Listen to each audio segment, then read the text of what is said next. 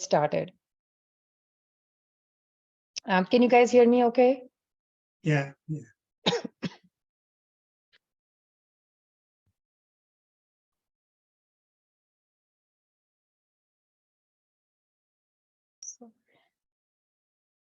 I'm trying to, okay. So first is, what are vitamins? So as we all know, we have 6 vital nutrients which are required for our growth and our development. And those are listed as below. Proteins, carbohydrates, fats, vitamins, minerals, and water. And as you know, most of these, the 6 of these, can be found in your diet or can be synthesized by your body. In the vitamin portion, we have 2 different kinds. We have water soluble and we have fat soluble. The water soluble means are 2 big ones, which are B vitamins and vitamin C. Meaning if you take excess of these vitamins, they do not cause any harm because you're going to excrete them in urine. Okay, so if you were really wanting to take a lot of B vitamins, even though you don't need to, you can take them because you're going to just urinate out the excess. Then there are fat soluble vitamins, which actually need fat so that they can be absorbed and can be stored in our body. These vitamins, unfortunately, if you take more of them, they can actually be toxic because they get stored in your body for long periods of time, and it can actually cause problems. Fat soluble vitamins are 4 different kinds: vitamin A, vitamin D, vitamin E, and vitamin K. We usually tell people to only take these vitamins if they are prescribed by your doctor, because if taken in, as I mentioned, more than necessary, they can actually be toxic to you. How do you get vitamins, right? The biggest source of vitamin, as the slide is self-explanatory, is food. The food that we consume has all the vitamins that we need. Or we can be one of the citizens that's living in the United States and can take a handful of these vitamins, all found in our local shelves of Costco, Walgreens, Sam's Club, CVS, Target, you name it, and they have it. There was a law that was passed, if I remember correctly, in 1994 by FDA, which allowed the pharmaceutical companies to manufacture vitamins or supplements without needing FDA approval. So meaning all these vitamins that are out on the shelves, they actually do not undergo any kind of testing by the government to actually tell you, yes, they have that much percentage of the vitamin that they're promising. So what I mean to say is that most of the vitamins and the minerals that are being sold on our shelves are unregulated. Point to be noted. So Dr. Vasudev had also shared with you some of the statistics about vitamins and supplements and how much data is out there. It's there that more than 50% of the Americans take vitamins and supplements. Only 30 to 40% report this to their physicians. And I'll come to that, why that is important. While most people get majority of these essential vitamins from their food, a large percent of them come naturally or through some form of fortification. But still, there is a population that may be deficient in vitamin D, fiber, calcium, E, A, or magnesium. So coming to vitamin D has gained a lot of popularity lately. In fact, in the last 10 years, the rate of Medicare reimbursement for checking vitamin D and for getting vitamin D prescription have increased, I think, exponentially about 10-fold. It has gained a lot of popularity. It is one of the few vitamins that is not found in many foods. Usually it is obtained by consuming products that are fortified with vitamin D. Typically, they are dairy products like milk.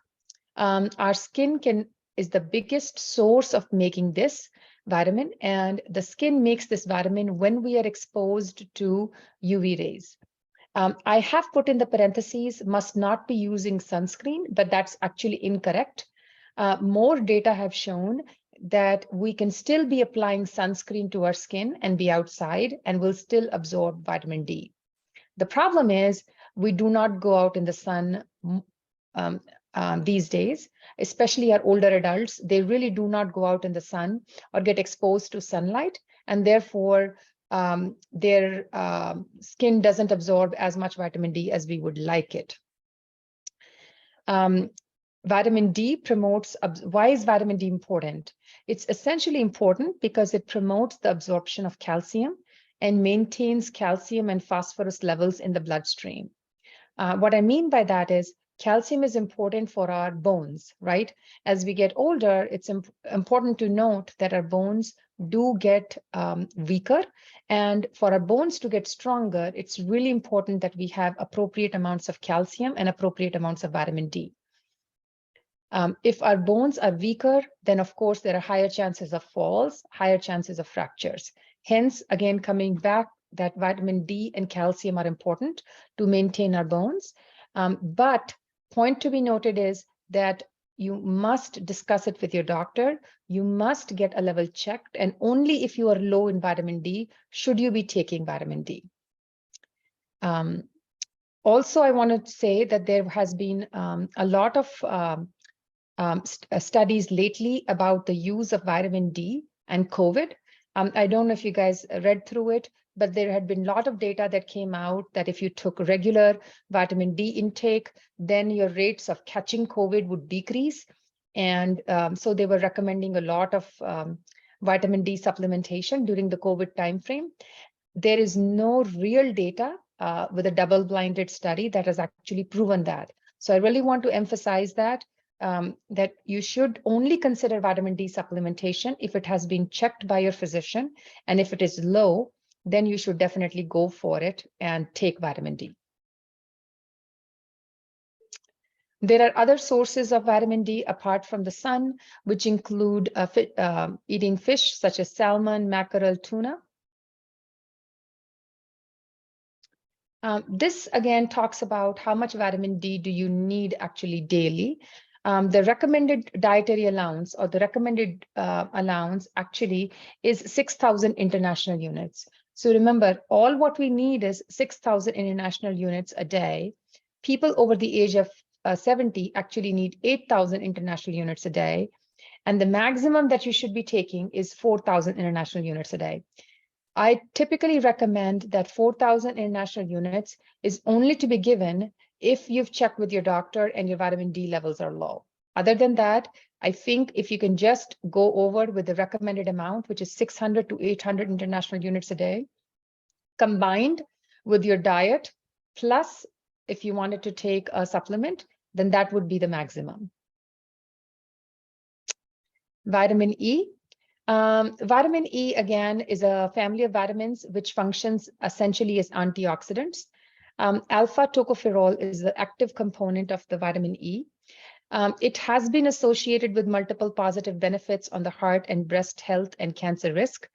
However, these benefits have been disproven. One study actually showed an increased risk of taking when you took high doses of vitamin E. And always remember that vitamin E has anticoagulant effect. So remember, if you are already taking blood thinners of any kind, whether you're taking aspirin or Plavix or Brilinta or Eliquis, supplementing with vitamin E is increasing your anticoagulation value. In fact, I was just reading an article that was published in OpMed. It talked about how there was they conducted a study in which they gave people vitamin E to see if it would help with them decreasing their risk of getting atrial fibrillation. And what they found was that supplementation of vitamin E did not decrease the risk of atrial fibrillation. So if, again, going along with these heart and breast health risks, so addition of vitamin E really into your diet as a vitamin is actually not necessary at this point in time. Folic acid. Folic acid is another form of a B vitamin. It is most common source is cereals and grains. They are full of folic acid. It's very important for DNA synthesis, The regular dietary intake is 400 micrograms a day or 600 micrograms in pregnant women. And deficiency can cause anemia. Believe it or not, I have lately seen folic acid deficiency in our older adults in the last 3 or 4 years. Previously, I used to never see low folic acids. However, in the last 3 or 4 years, I've been seeing an increase in low folic acids in our older adults. It's okay to take a folic acid supplement. It is a vitamin B supplement. So even if you took excess of it, you are going to not store it in your body. You're actually going to excrete it. Okay. Vitamin B12, also commonly known as the Hollywood vitamin. Very important for many parts of our bodily functions. Its absorption, unfortunately, decreases with age, decreases with medications, especially with the use of metformin, and certain intestinal diseases such as IBS, Crohn's disease, gastroparesis. The deficiency of B12 can actually lead to anemia, nerve disorders, memory changes, psychosis. It's actually true. Anemia is a special form of vitamin B12. It's called as pernicious anemia. Again, that happens because there is an antibody that is formed, which does not let us absorb B12, and therefore we get anemic. Most people can get adequate amounts in their diet. Parentheses, I should say American diet. However, if you are taking a vegetarian diet, there is a high chance that you're not getting enough vitamin B12, especially if you're taking a vegan diet, meaning if you're avoiding milk and eggs, if you are avoiding poultry, there are high chances that you will have low B12 in your body. It is okay for patients, if it's low, to take a B12 supplement. B12 supplement comes in various forms. You can take pills, you can take injections, and there is also a liquid form of B12 that comes. The reason it is called as the Hollywood vitamin is that there is a myth that even if your levels are normal, if I take extra amounts of B12, it's going to give me extra energy. That's actually wrong. If your levels are normal, taking extra amount of B12 does not increase your energy. However, I want to say it again, since it's a B vitamin, if you took extra or excess of it, it's okay because you're going to urinate it out. So it's not going to be toxic for you.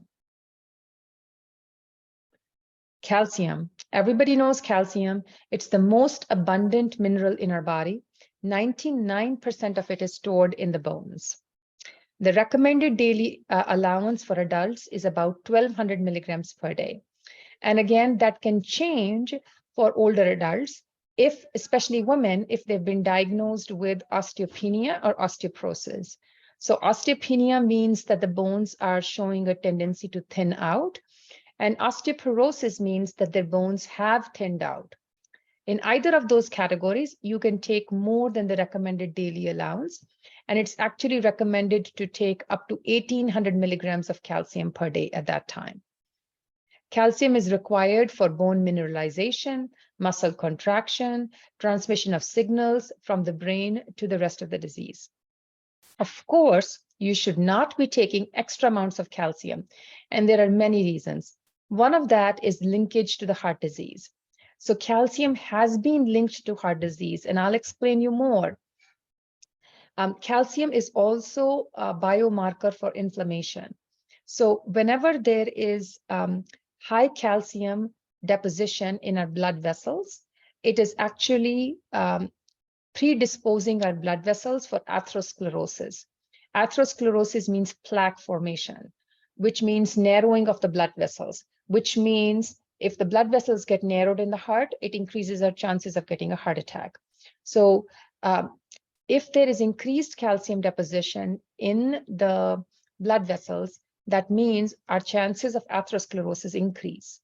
The increased amount of calcium in those blood vessels only happen when there is increased amount of inflammation in your body, like when you're not taking care of your blood pressure, when you're not taking care of your cholesterol, when you're not taking care of diabetes. That increases the inflammation in your body. that causes the calcium to go and deposit in the blood vessels, thereby increasing the chance of atherosclerosis. If you're a normal, healthy individual, that is whose blood pressure is under control, blood sugar is under control, cholesterol is under control, and you are not getting enough calcium, you can take calcium up to 1,200 milligrams a day. Okay, so that's the recommended dietary allowance for adults. What I was talking about was osteoporosis. This, if you can see in my slide, big holes on the left side, those holes are actually bone trabeculae. Those trabeculae have become bigger and bigger in size, making it kind of look like a sponge. And the bigger the trabeculae are, that means more osteoporotic is your bone.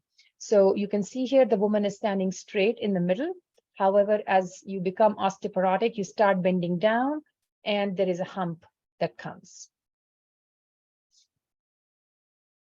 Various sources of calcium that we have, starting from the top, remember milk products, milk, cheese, we have nuts, we have our vegetables such as avocado, broccoli, again, rich in calcium. Then we have oranges, very rich in calcium. Actually, orange juice that is available in United States is fortified with calcium.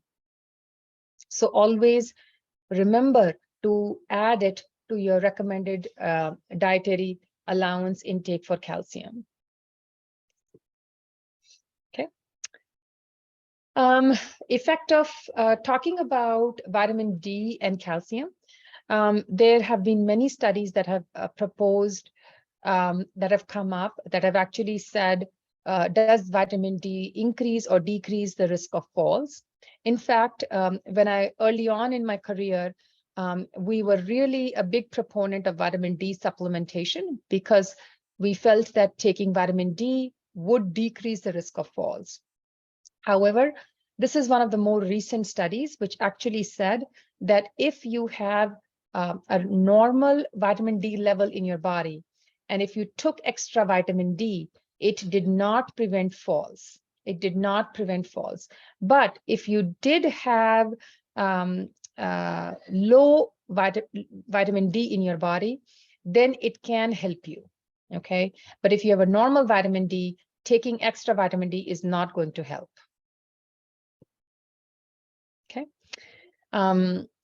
Next is, what is actually a dietary supplement? So the dietary supplement is defined according to the Dietary Supplement Health and Education Act, which is meant to be a supplement to the diet. So anything we are eating, it is intended to be a supplement to the diet. It contains, it should contain one or more of dietary ingredients, including vitamins, minerals, herbs, and other botanicals. It is intended to be taken by mouth in the form of a tablet, capsule, powder, soft gel, or liquid, and therefore it is called as a dietary supplement. And it is marketed by the pharmaceutical company as a dietary supplement. So what are herbal supplements?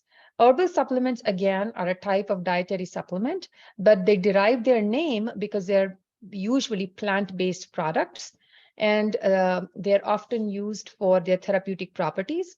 And botanical is often used as a synonym for herb. An herbal supplement usually is a dietary supplement that contains either herbs, either by itself or a mixture of them. It can either have, as I said, a single herb or a mixture of herbs. Before I come to the Regulation Act, I never used to get a lot of questions about herbal supplements from my patients, but for the last, I think, 4 years, there has been an exponential increase in the amount of herbal supplements that are now available over the counter.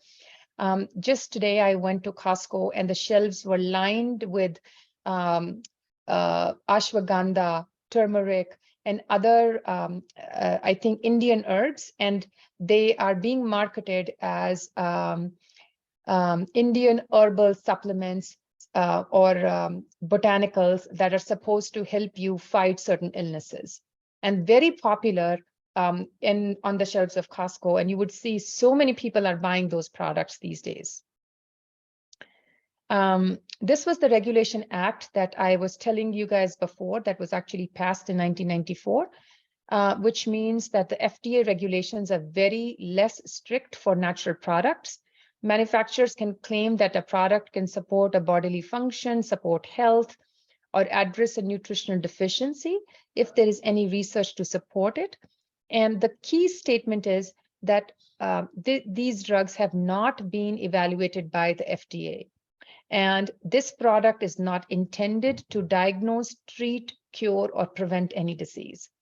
And remember, all these things that are available, if it says biotin 600 milligrams, we really do not know if it has 600 milligrams in it or not. It can have 500 or it can have 800, but they're selling it as 600. We just do not know exactly how much is there in it because no one is monitoring it. These are the list of supplements that I could find, and they're all arranged in alphabetical order. And I'll give you a minute to look at these supplements and see how many of these supplements are you guys actually taking for yourself. So here you go.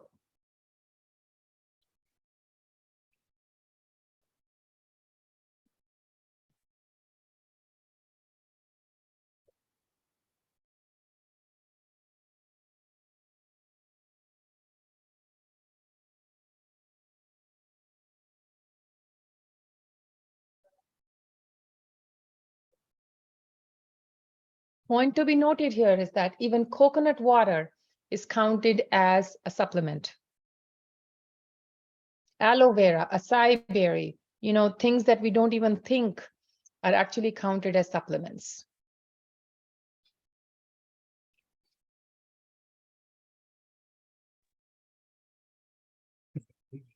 Okay. Extensive list, right? Yeah. Very extensive list. And it's whenever people come to see me, common things I hear is, I don't want a medicine, but tell me a natural way of making this better. I can promise you a supplement, natural way, or a medicine are all the same. But medicine has gone much of testing. We know exactly what you're taking, and we know exactly what it would do to you. The supplement, we don't even know exactly what's going to do to you. So therefore, medicines are safer than supplements to take. All of these supplements have side effects. Always remember, if you're going to put anything in your mouth outside of food, actually food also has side effects, but if you're going to put anything in your mouth outside of food, remember, you have to weigh the risk versus the benefit. Most of these stuff that's out there will have side effects. Whether you see it or not is a separate thing, but they will have side effects. Common things I can tell you, I have been a big proponent of the use of turmeric because turmeric has, there have been studies to show that turmeric can help with osteoarthritis, especially the inflammation of osteoarthritis. But if you are using too much of turmeric, it can actually cause liver damage. So you have to be careful about taking in turmeric because there's a direct association of turmeric and liver damage. Okay. Apple cider vinegar. Often, I think there was a big, how many years ago? 3 years ago or 4 years ago, people started taking apple cider vinegar because it became very popular on social media that it can help you lose weight if you take apple cider vinegar. And in fact, if you see nowadays, not only do you get apple cider vinegar as a vinegar form, but you even get their gummies and tablets available. Apple cider vinegar can cause very bad gastroesophageal reflux, extremely potent in causing gastroesophageal reflux. And it can actually also cause peptic ulcers. So again, think twice before adding a supplement to your diet. Make sure that it is okay with your physician before you add it. Another reason is that anytime you're taking a supplement, it is going to interact with the rest of the medications you are taking, right? And anytime if you're taking more than 5 medicines or supplements, more than 5 medicines or supplements, it is called as polypharmacy. So whether you take an eye drop, whether you take a skin cream or pain cream or a tablet or an herbal supplement, if they are more than 5, it is called as polypharmacy, and it increases the chances of you to have side effects from one or more of the things that you are taking. Fiber. Fiber comes as, it's very important for our bodies, comes as 2 different forms, soluble and insoluble. Soluble is readily fermented in the colon into gases and active byproducts. Soluble sources of fiber, of course, are right there for you: nuts, beans, and fruits. Insoluble is medically inert. It absorbs water in the GI tract, and therefore it relieves constipation. Insoluble fiber is found in whole grains and vegetables. Okay. What are the benefits of fiber? Again, fiber is going to add bulk to your diet, making you feel full faster. It attracts water and turns into a gel during digestion, and therefore speeds the transit and promotes gut regularity. It balances the intestinal pH and stimulates intestinal fermentation. It lowers the cholesterol. Again, there's a very, very low chance of it, but I still put it out there for you guys. It may reduce the risk of metabolic syndrome and diabetes, and it may reduce the risk of colorectal cancer. The reason I say it may reduce the risk of metabolic syndrome and diabetes is because if you add fiber to your diet, it makes you feel full. Therefore, you don't consume so much calories. And if you don't consume that much calories, you don't gain so much weight, and therefore it decreases the risk of the metabolic syndrome. Of course, increasing the fiber in your diet may reduce the risk of colorectal cancer. Okay. Flaxseed, again, very popular among Indians. It has been cultivated for consumption and for its fibers as early as 3000 BC. 3 main components that it has: omega-3 fatty acids, it has lignans, and fiber. So the omega-3 fatty acids, 1 tablespoon has actually 1.8 grams. Lignans is plant estrogen and antioxidants. And fiber, it has both soluble and insoluble. If I want to go back, I showed all the things that are there in the flax seed. However, one thing you have to realize it has the omega-3 fatty acids are there, but if you start consuming a lot of flaxseed oil, you're increasing a lot of caloric intake, and it actually increases the risk of atherosclerosis because, again, you're consuming a lot of cholesterol, okay, in that range. Glucosamine, again, is a natural compound that is found in healthy cartilage. It's often combined with chondroitin. That has been shown to help with symptoms of arthritis, and I'll come to that. Human studies have showed evidence of some improvement in symptoms for knee and hand osteoarthritis, and no real benefit for generalized arthritis. And I'll talk a little bit more about it. In the 1990s, glucosamine came out as a supplement for the treatment of osteoarthritis. I remember clearly it was in the 1990s, and it became a really big fad at that time that people started taking glucosamine chondroitin sulfate to help with osteoarthritis. As more and more studies have been done on them, glucosamine and chondroitin, when you take it in a tablet form, 80% of that is actually metabolized in the liver, okay, and is already lost before it goes into your bloodstream, because it's already broken down by the liver, okay, 80% of it. And only 20% of it is left for it to go into your bloodstream. So oftentimes I will tell people is that you can give a trial of glucosamine chondroitin for your arthritis, especially if your arthritis is just beginning. If you have advanced arthritis, it is not going to help. If it is just beginning, you can give it a try. You will know within the first month if it is helping you or not. Because if it is helping your pain, I would advise you to continue it. But if it's not helping your pain, there is no reason you should be consuming glucosamine chondroitin. That means whatever, how much tiny amount is left in your bloodstream, it's not reaching to your joints and it's not really helping. There is another way that actually glucosamine is given by our orthopedicians. They actually inject glucosamine into your joints as a local injection. Especially knee joint is the most common one they like to inject. And like I said, some patients have found benefit from it, others don't. It's usually a series of 3 injections that you would often see your orthopedists prescribe. But the key is that glucosamine only helpful in early mild arthritis. And if it is going to be helpful, you would know it within the first month.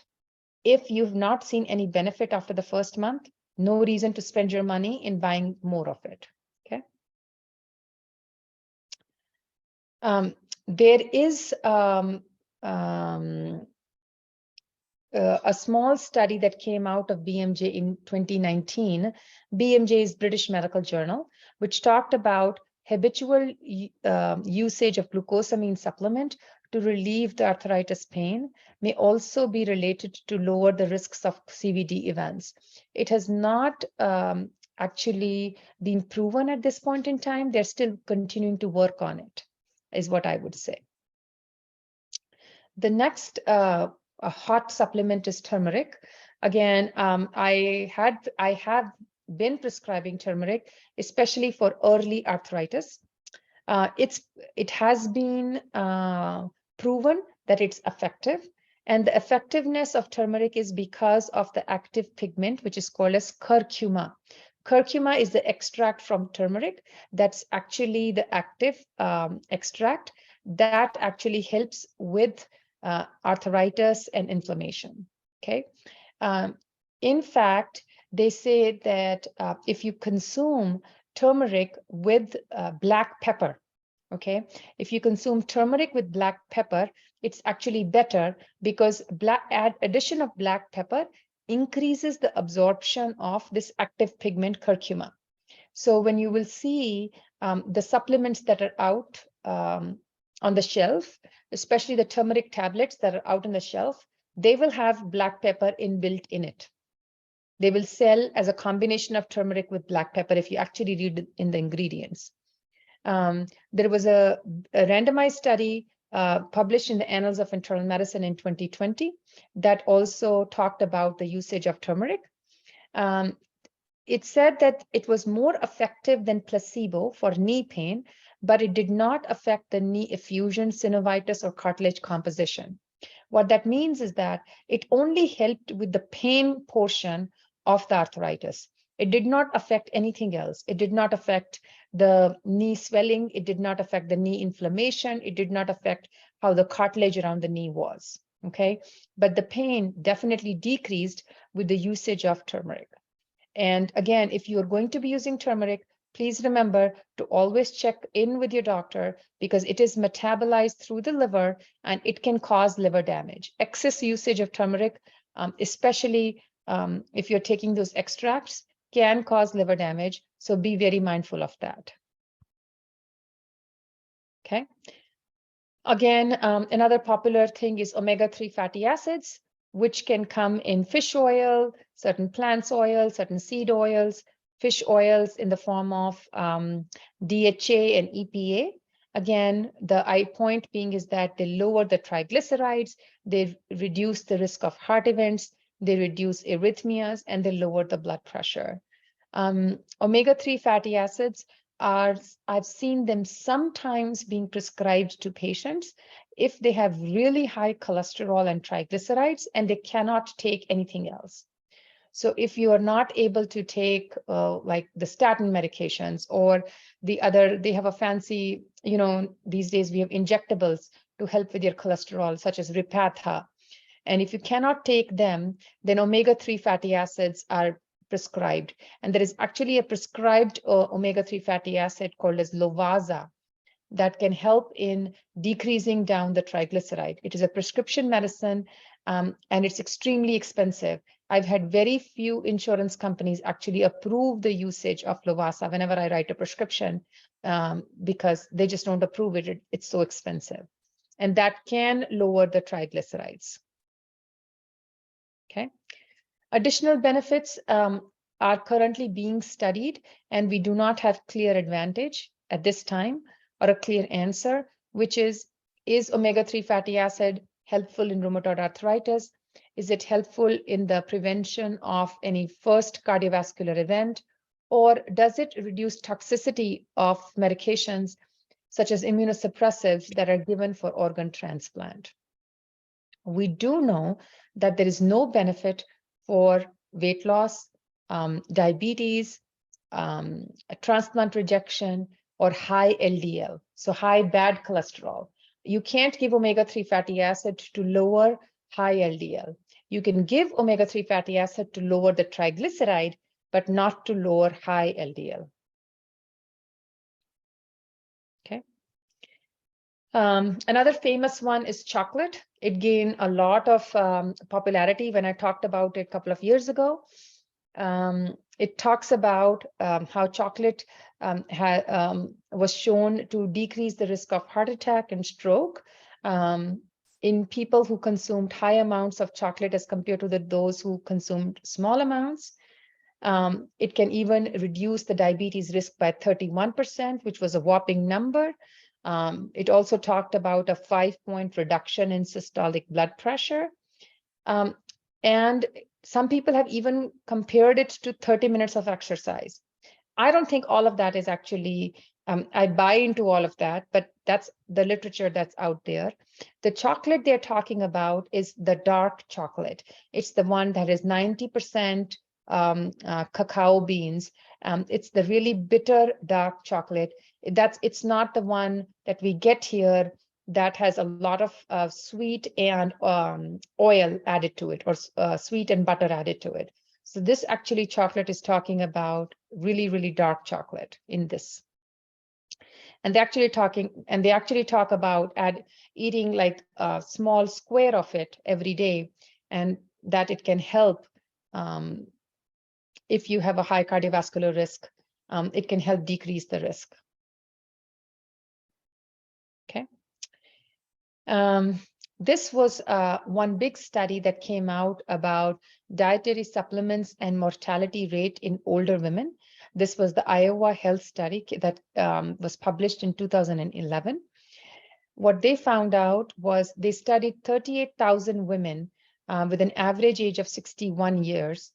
And what they found that there was increased mortality. Mortality means increased death associated with multivitamin use, iron use, and other mineral use. Okay, so what are the safety considerations before you go buy those things? If you are taking a dietary supplement, you must always read the label instructions. If you experience any side effect that concern you, you should stop taking the dietary supplement and contact your healthcare provider. You should also report your experience to the FDA MedWatch program. Since these things are not regulated, reporting these experiences to the FDA MedWatch program is really helpful, because those are your experiences that will actually generate consumer safety report. Okay. Keep in mind that although many dietary supplements come from natural sources, natural does not actually mean safe. Please remember, natural does not mean it's safe. Okay. Next is the safety of herbal supplements. Remember that a herbal supplement may contain dozens of other compounds and that its active ingredients may not be known. What's on the label is not always in the bottle. Remember, analysis of dietary supplements sometimes find differences between the labeled and the actual ingredients. Okay. Herbal supplement may not contain the correct plant species. The amount of active ingredient may be higher or lower, as I told you. This means that you might be actually taking more or less than you realize. And it may also be contaminated with other herbs. It may be contaminated with pesticides, metals, or even unadulterated with unlabeled, or it may be even adulterated with unlabeled ingredients such as prescription drugs. So in summary, we have many vitamins and supplements that are out there that are marketed as treatments for various conditions. And the reasons they are marketed is because they're very profitable, extremely profitable. Dietary supplements do not have to prove these complaints. They do not have to prove these claims. They do not have to go through the very strict FDA regulation process. And therefore, it is important to be informed about them and to discuss them with your physician so that you avoid the risks and the interactions. I love this slide. You can get most of your required nutrients and vitamins through diet alone. So you do not need these pills.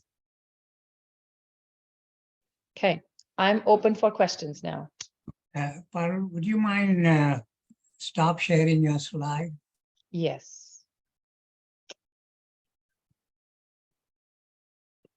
Okay, I got you. Okay, I've taken care of that. Okay, let's see if you have any questions, you can either put in the chat line or you can audio question. I think Bharti has some. Unmute yourself before you ask the question. Yes. I think Bharti has already unmuted. Go ahead, Bharti. That was an excellent presentation. I really appreciated that. I had one question. When you had that long list of supplements where cinnamon and turmeric, coconut water and all were listed, flaxseed, are you talking just about these in pill form in that list? Or does like turmeric, if you take too much in your cooking and, you know, using the turmeric powder, can that also cause liver damage? Okay, excellent question. So turmeric, when you cook with turmeric, like all of us Indians do, it is actually, a lot of it is actually destroyed when you're cooking with it. So it does not necessarily cause liver damage because the active component is not there, because a large portion of it is active ingredient is destroyed with cooking. When you're consuming it as a supplement, meaning either a pill or a powder, then you're consuming it directly. It's not being cooked. That's when, if you take excess of it, it can cause liver damage. So the reason I asked is, in addition to cooking, I take half a teaspoon of turmeric every morning, you know, with lemon and ghee and all. And so I was wondering if that would be harmful. I think it's important for you to share that with your primary care physician, Okay. because that will be counted as a supplement. And then they need to make sure that it is not causing any interaction with the rest of the medicines that you're taking. Thank you. Mm-hmm.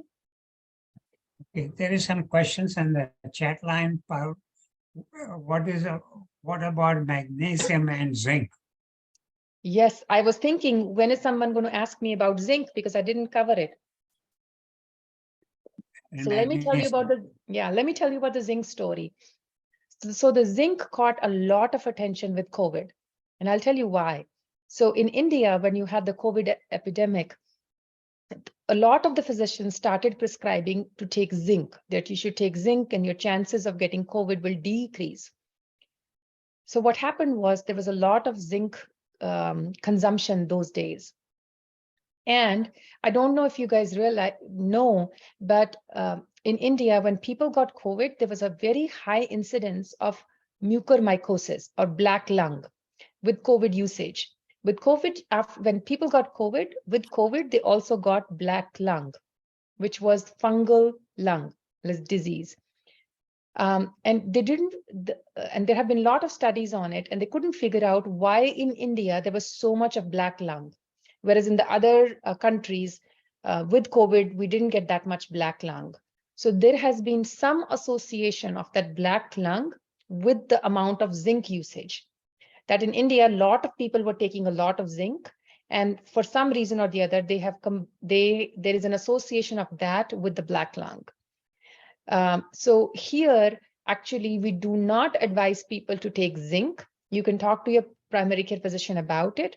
We do not advise you to take zinc unless you've been told that your zinc levels are low, which can happen in certain kinds of liver disease. Your zinc levels may be too low, in which case you should take it. Otherwise, it's not been recommended.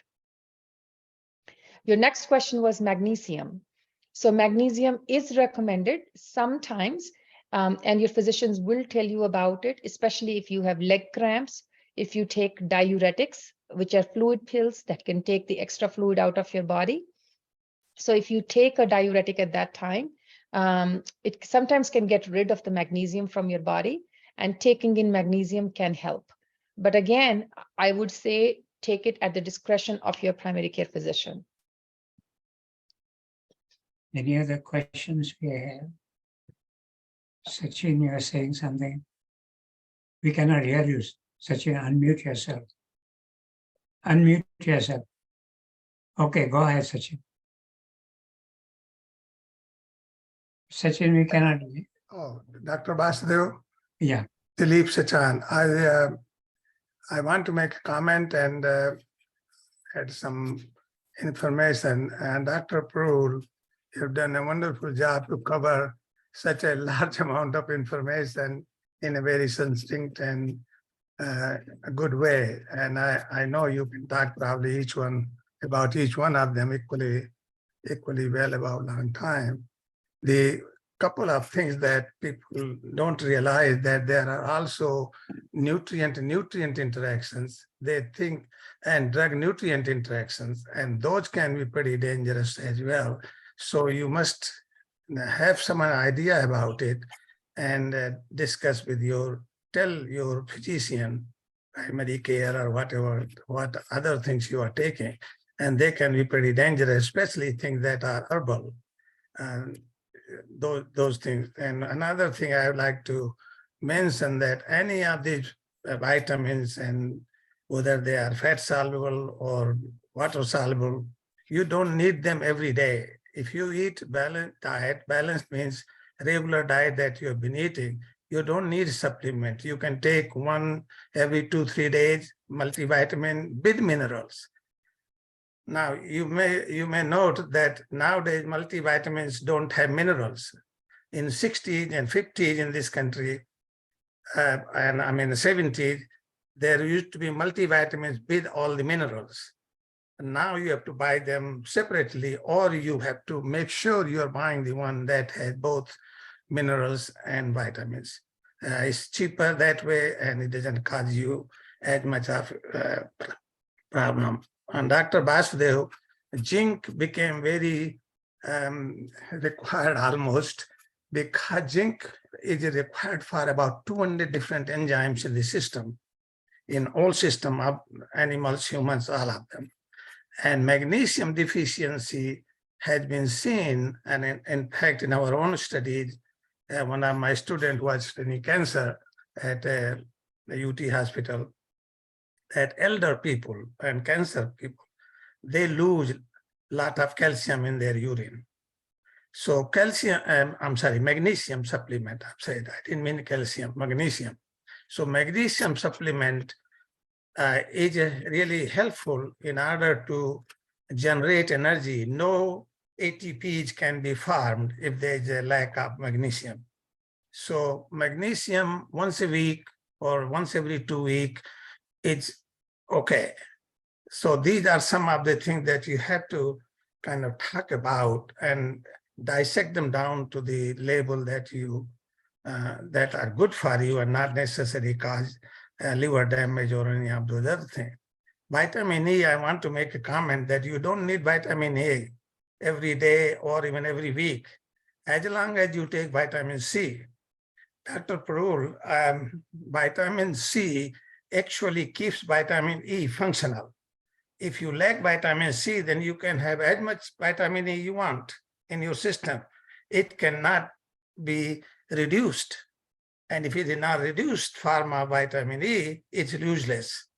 So vitamin C if you take on regular basis, 160 to 100 milligram is sufficient, but you cannot buy that much. So what I do, I take the vitamin, say 400 or 500 milligram, and I break it, at least in two, and take it. It absorbs better if you take it with food. All vitamins you should take with food. By the way, Dr. Parul, I don't mean to give lecture, but I used to give lectures. I used to teach all vitamins in 4 lectures in medical school. Then I went to UT, and where there I had taught those for 2 semesters, vitamins. And of course, undergraduate were different than graduate student. I have a lot of studies in that too. But anyway, thank you. Thank you, Dr. Bhasdev.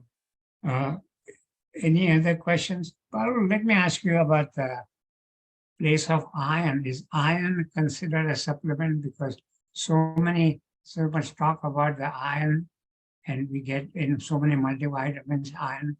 And what is the correct dose for supplement? What is the correct dose for treatment of iron deficiency anemia? Yeah, so great question. So the question is, what about iron?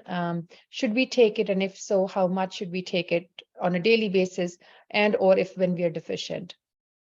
So iron is very important because it is important to help form hemoglobin, which helps carries the oxygen in our body. So it's a very important pigment. Usually, I do not recommend on a daily basis to take iron.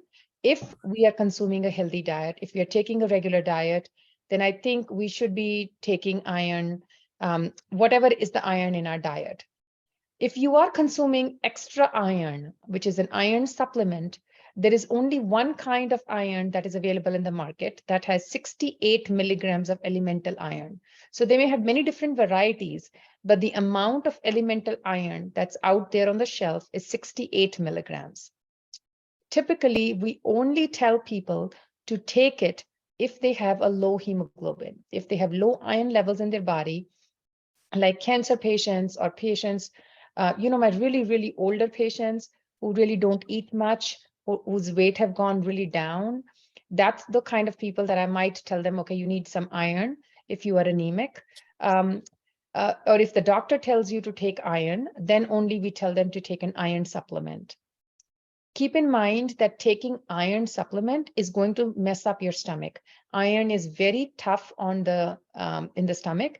It can cause bloating. It can cause horrible constipation and stomach cramps to people. It's not the easiest mineral to take. So there have been studies that have actually shown that if you take iron 3 times a week, that is as good as iron taking it daily. And we recommend it only to people who actually are low in iron. So people who are anemic, who are low in iron, only those people we recommend to take iron. And when we tell them to take iron, we usually tell them to take it with vitamin C. The reason is that the vitamin C helps in the absorption of iron. So therefore, we tell people is to take both the two together, only if they are low in iron. Otherwise, my normal geriatric patients, I do not recommend taking iron every day. Now, for treatment of iron deficiency anemia, what is the ideal dose for that? So good question. So the treatment for anemia is dependent on every individual. We actually try to tailor it as per the individual's need. Usually we start by telling them to take over-the-counter iron, which is slow-release iron, which has 68 milligrams of elemental iron every day, 1 tablet a day. If they cannot tolerate 1 a day, then we tell them to take 1 every other day. If they have failed that for 3 months, they tried it, they could not take it, it's too upsetting on their stomach, or their anemia did not improve, then we go for iron infusion. That we are happy to arrange that in the hospital, in our outpatient setting. You know, it's interesting that several of us take this Centrum multivitamin. Recently, we are looking at there is separate for men and separate for women. So we are looking at all the ingredients and the Centrum multivitamin. And for men, there is no iron in there. And for women, Centrum, there is iron. So I guess I think, yeah, so I think it's just marketing, Centrum multivitamin for men and Centrum multivitamin for women. But I'm assuming that in the women there is iron is because they felt that women were menstruating and women were bleeding. So women were going to be anemic. And so that's why they would, the women's daily multivitamin, you almost always have iron in it to make sure that they keep up with their iron stores. Dr. Vasudev, the iron is not required for the men who are made up of steel. There are men made up of steel. For rest of us, it is required. I wanted to say something about this iron, Dr. Parul. In India, a lot of iron was prescribed to women, and particularly the Hero Honda started a project there with the Japanese collaboration and so on. And I had a young lady who used to write me in 80s and late 80s and 90s about giving so much iron because there was so much anemia in rural women in India. This was all in North India, particularly from Punjab all the way UP to Bihar. And she got all concerned about what was happening. What I found out in my own personal experience that whenever a woman had anemia, they always assumed it is only iron. So they give me iron, and like you said, it's a tough element and it causes a lot of problems. So if you allow me 2 minutes, I want to tell my own experience with my own sister. Her hemoglobin dropped to 8, and they were still prescribing iron. When I learned that, I was visiting there. I went there and I got her 3 vitamins mix, B12 and folic acid and thiamine and niacin. Now that did not help. Now you would say, why wouldn't she taking iron and you are giving all the vitamins that are necessary for hemoglobin biosynthesis? It didn't, because she wasn't absorbing. So after 6 months, her hemoglobin didn't budge a little. So then I said, there's something wrong with absorption. And so I went back and had bought a injectable cyanocobalamin, which is vitamin B12, by the way. And before that, they gave the one that you take under the tongue, and it didn't work either. So when I personally bought it, and I had given to her and to all members of my family in village. And her hemoglobin within 3 months, it went from 8 to 14. So, but the point I'm trying to make it, when you talk about B12, it's not that simple. B12, it doesn't get absorbed very much, especially in older people, or if you have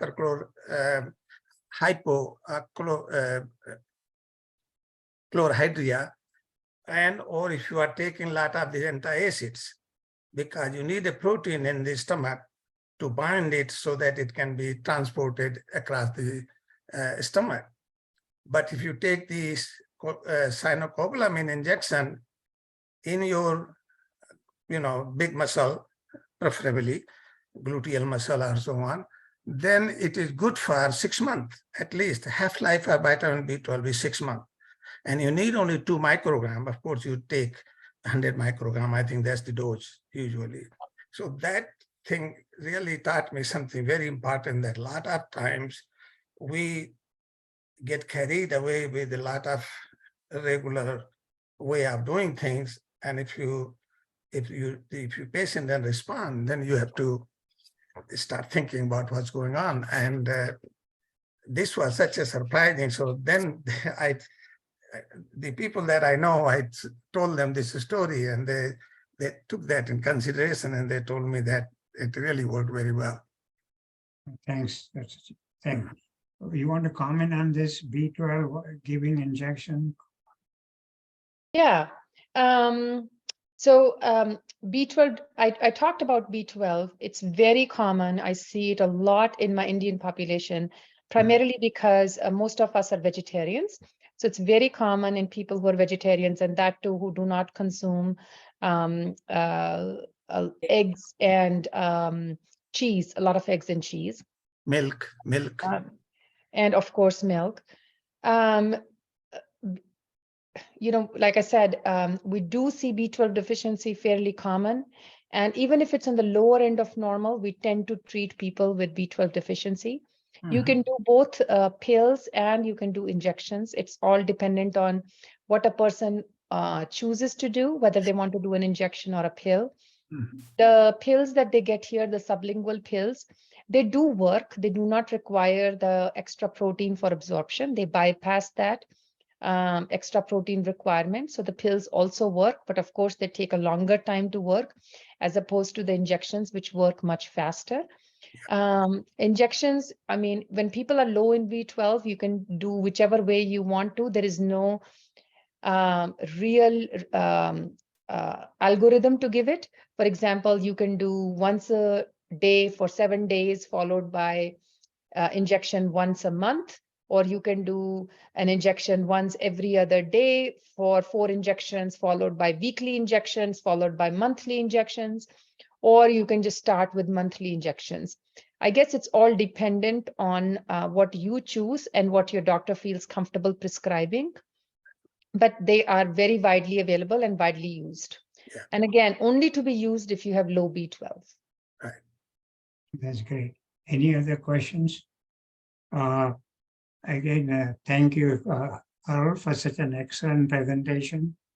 This has been recorded on the cloud. So if some of your friends or family members did not get a chance, please send me an email and I'll forward the recording. The Zoom recording comes out very well. And if some of our people request for a slides, do you have any problem? Charul, if they want us No, slides, can you? yeah, I forward can them? send it to you. Yeah. And as usual, if you think there's any other topic that will interest our community, please let me know. Of course, of course. Otherwise, thank you. An excellent give her Okay. Thank you, guys. Thank you for having me. Okay, Bye. I'm going to Thank end the you. session. Thank you. Yes.